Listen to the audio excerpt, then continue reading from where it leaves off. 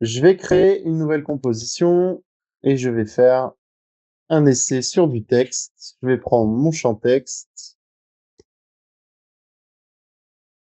Je mets un truc à écrire. Alors, je vais utiliser une typo que je vais volontairement vouloir un peu manuscrite. Vous allez voir, je vais prendre celle-là. Hop. Et en fait, je vais vouloir faire plus ou moins ce qu'on appelle un faux fixe. C'est-à-dire que je vais vouloir que la typo, elle vibre légèrement pour essayer d'avoir un peu de vie, comme si je l'avais dessinée à la main et qu'elle vivait tranquille dans son coin. Alors, pour ça, je vais utiliser un effet turbulence. L'effet turbulence, c'est effet et déformation. C'est ça. Turbulence. Tac. En fait, turbulence, c'est un effet qui est très utilisé, qui va vous permettre de faire des choses tout aussi moches que canon. C'est-à-dire que vous allez avoir la possibilité de déformer vos éléments en fonction de plusieurs paramètres, c'est-à-dire la taille de votre déformation, la quantité de déformation que vous avez à faire. Là, vous voyez que si je m'approche de ma typo, j'ai énormément d'occurrence de déformation sur une taille de 2 pixels, c'est pas beaucoup. Donc on peut voir qu'on peut avoir des déformations très légères comme des déformations très complexes. Il y a 1001 façons d'utiliser cet effet, donc ça sert à rien que je vous explique tout. Nous, on va juste essayer de trouver une valeur minimale, histoire d'avoir quelque chose qui peut nous donner l'impression de vibrer. Et en fait, le principe de cet effet-là, c'est que de base, il n'est pas animé. Vous voyez que si je le bouge, il n'est pas animé. Pour l'animer, il faut que j'utilise le menu évolution. Donc, je vais lancer une première image clé, U pour afficher les images clés dans la timeline. Hein. Pour ceux qui savent pas, j'en profite au passage. Si je fais P, c'est pour position, S, c'est pour échelle, T pour la transparence, R pour la rotation. Mais si j'ai envie sur un calque de voir toutes les images clés qui ont été posées dessus, je vais appuyer sur U et il va m'afficher que les paramètres avec des images clés.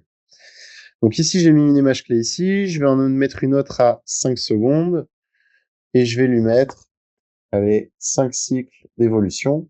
Ça va me donner quelque chose comme ceci, qui va être assez mou, pas forcément hyper intéressant dans un premier temps. Pour essayer d'avoir un effet un peu plus tremblant comme ça, ce qui va se passer, c'est que je vais faire aléatoirement quelques images clés sur ma timeline, sans trop chercher à avoir une anime intéressante dans un premier temps. Je vais décaler tout ça. Et je vais utiliser une fonction d'after que j'utilise pas forcément très souvent. Donc, de ce fait-là, je vous l'ai peut-être jamais montré. Mais vous avez compris depuis bien longtemps que entre deux images clés, il y a une animation.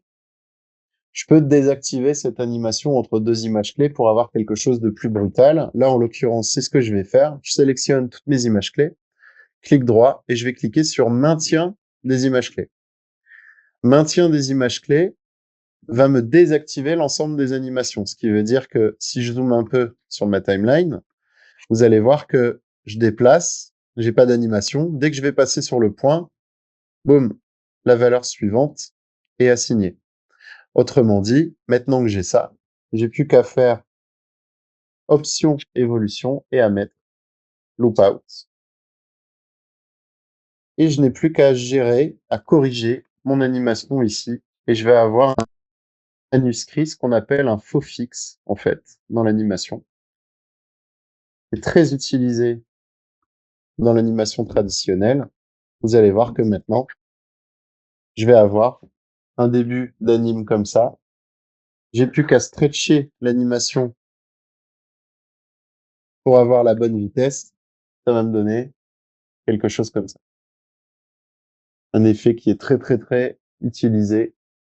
Si vous dessinez un peu, si vous faites des choses comme ça, sur un trait noir, sur un trait blanc, vous mettez cet effet-là en boucle, vous allez très vite avoir un effet comme si c'était vivant, sans avoir rien à faire.